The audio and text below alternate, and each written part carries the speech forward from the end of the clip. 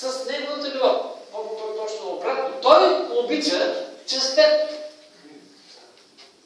Неговите нозе са твоите нозе, неговите ръце са твоите нозе, своите ръце. Всичко това, което правиш, не го правиш от себе си, защото той владее трона на твоето аз.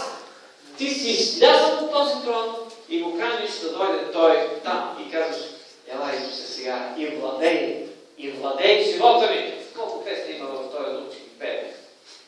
Той след като си излезе, само някой да настъпа по мазола и ти си сигна на трона веднага, защото ти вляво му кажеш на този човек какво го служава.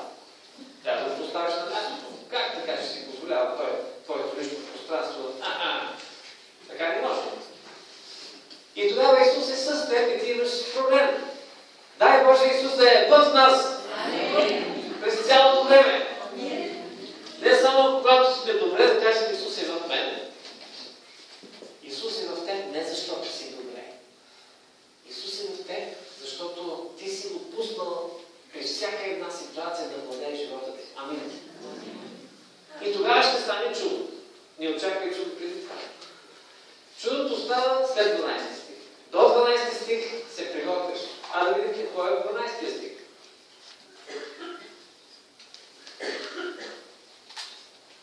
Тоест, 13. Извикаха със силен глас, казвайки: Исус е наставниче, смили се над нас.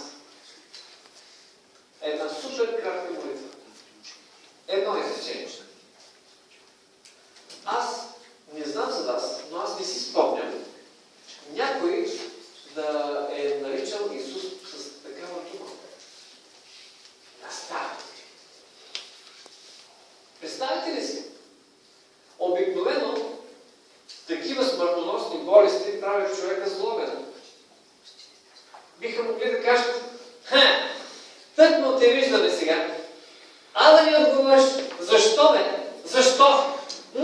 Кажи се, отговори, защо? Виж на какво приличаме. Нали си Господ, нали отърват толкова хора?